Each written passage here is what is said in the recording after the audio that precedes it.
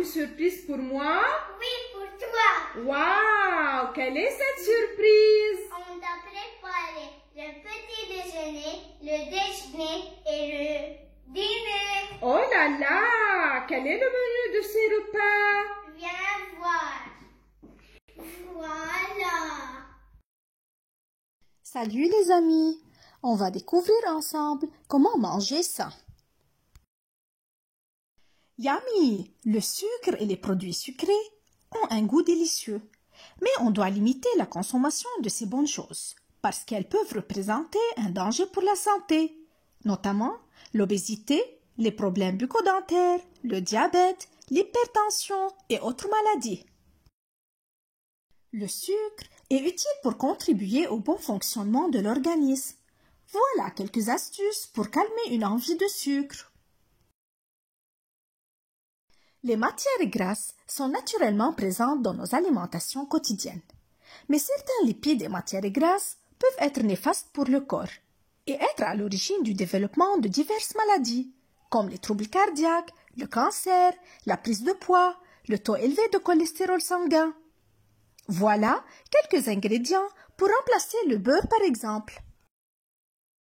La viande blanche ou rouge, les œufs et les produits de la mer, comme les poissons, sont des sources importantes de protéines qui sont nécessaires pour construire le tissu musculaire et la charpente osseuse. Ces aliments sont également riches en vitamines. On trouve de la vitamine D dans les produits de la pêche, de la vitamine A dans le jaune d'œuf et du fer dans la viande. Mais ce groupe d'aliments contient aussi des lipides et de la matière grasse. Pour cela, on doit les prendre seulement une seule fois par jour. Savez-vous que le lait est naturellement riche en éléments nutritifs?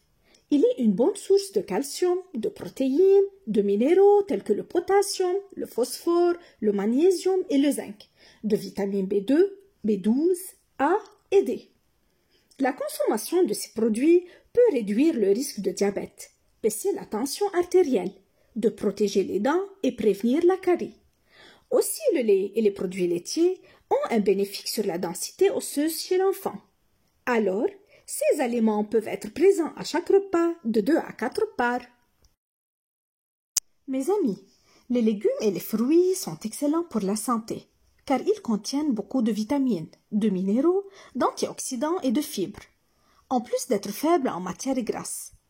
Pour obtenir le plus de bienfaits, il est recommandé de manger les fruits et les légumes les plus colorés, soit verts, rouges et oranges. Pour toutes ces raisons, il faut consommer au moins 5 parts par jour. Les céréales sont partout dans notre alimentation. Elles se déclinent en pâtes et en farine. Les céréales ont un apport énergétique intéressant pour le corps. Ils sont aussi une belle source de fibres et de protéines. Pour cela, les céréales doivent composer un quart de notre alimentation quotidienne et doivent être consommées à chaque repas 4 à 6 parts. C'est l'eau. Boire entre 1,5 et 2,5 litres par jour permettrait d'avoir une peau parfaitement hydratée.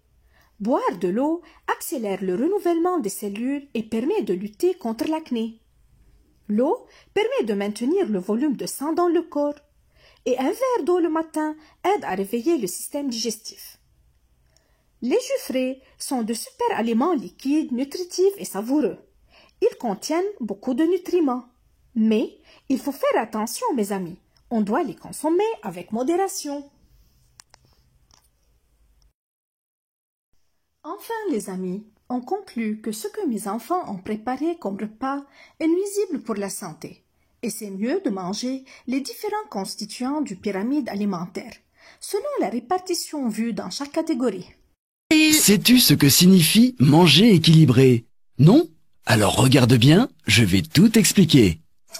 Est-ce que tu sais qu'il existe 7 familles d'aliments? L'eau, les féculents, les fruits et les légumes, les viandes, les poissons et les œufs, les produits laitiers, les matières grasses, les produits sucrés. Tous ces aliments apportent quelque chose d'intéressant à ton corps. C'est pourquoi il faut essayer de manger un peu de chacune des 7 familles tous les jours. Regarde bien, Zizio.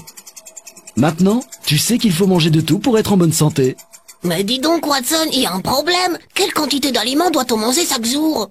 C'est facile, Zizio. Il suffit de connaître la pyramide des aliments.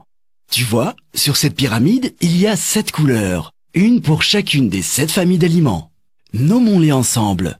L'eau, qu'il faut boire en grande quantité et tout au long de la journée.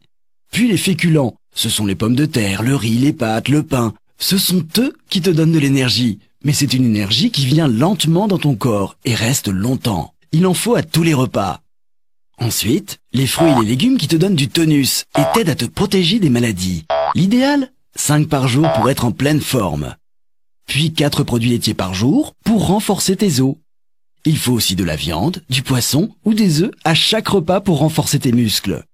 Sans oublier un peu de matière grasse qui t'apporte des éléments essentiels pour bien faire fonctionner ton cerveau. Enfin, les produits sucrés qu'il ne faut pas consommer en trop grande quantité. Tu vois, sur cette pyramide, on a tous les aliments dont tu as besoin tous les jours et en plus, on voit les quantités qu'il faut manger. Beaucoup d'eau, de féculents et de fruits et légumes car ce sont les étages les plus grands. 3 à 4 produits laitiers par jour, un peu de viande aux repas principaux, un peu de matière grasse et très peu de sucre car l'étage est tout petit.